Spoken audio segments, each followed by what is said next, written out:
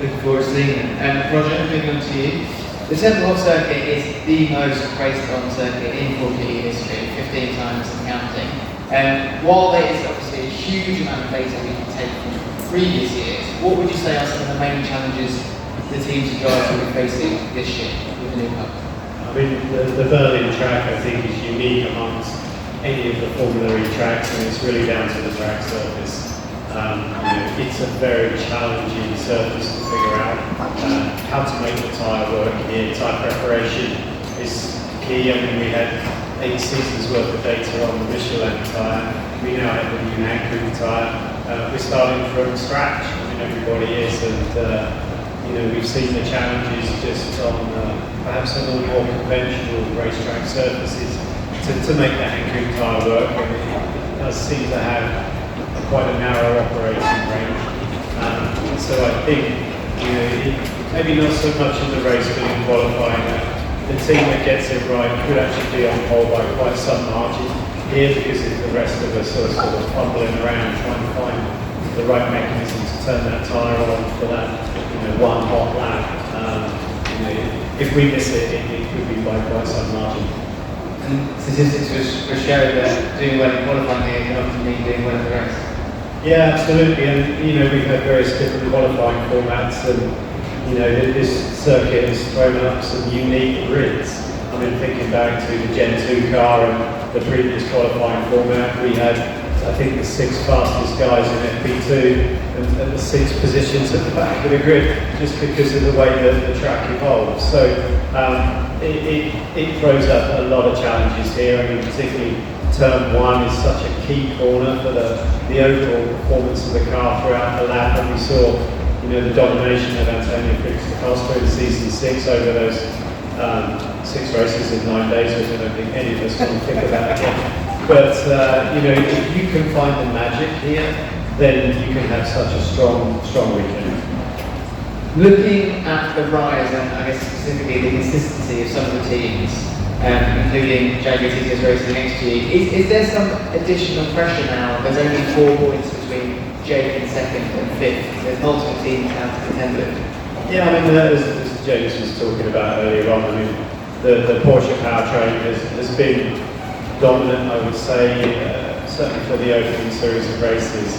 But I think it was also which teams hit the ground running, and for ourselves and for Porsche, I mean, coming away from the Valencia test like we talked before, we didn't feel that strong. It's come alive in racing. I think qualifying for us has still been our Achilles heel, and if we can figure that one out, then maybe we can mount a stronger challenge. But yeah, I mean, for us, we've had an unfortunate run of the last 3 events, with Jake being taken out of the race on 2 occasions, and then the penalty as a team being incurred in South Africa. So Jake, he sort of commented the other day, and I hadn't really thought about it. He hasn't scored a point since the end of January. So when you think about it, we're now in the middle of April. It's been a long time since he scored some points. So if we can get him back firing on all cylinders, trying to avoid the carbon zone, as we refer to it, qualifying in the middle of the pack, starting a bit further forward, then I think the opportunity to get back on track with his championship is there to be had. And just finally, if you could just touch upon your rookie's choice for Monday, but also how Formula E can act as a test and a platform for young drivers. Yeah, I mean, we've been huge supporters of the rookie test. We've always tried to bring new talent. I mean, in the past we brought over Carlton Herter, we brought Carl Kirkwood. We have a history of bringing drivers from North America, people that are not, whether they're American nationals or from other nationalities. We like to expose them to European style of racing, and doing that with Linus Lundqvist. Here, I mean, he's been a 4-time champion in the feeder series across both sides of the pond. So excited to see how he goes against some of the more well-known European talent. And then Zane Maloney coming from Barbados.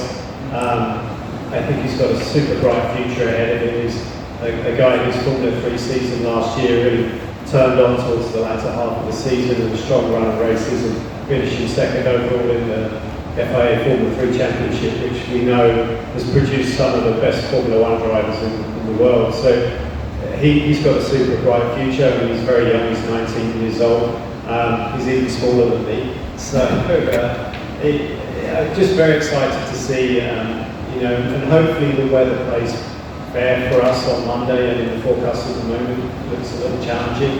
But it would be great to see all of these very diverse driver lineups out there, and you know, it's an opportunity for people that perhaps would never get the chance to experience Formula E to come and see what it's like. And you know, whether they make it or not into an FE car is one thing, but it does sort of showcase the world more about what Formula E is. And Formula E can become a destination rather than an alternative career path. And I think that's where we're headed.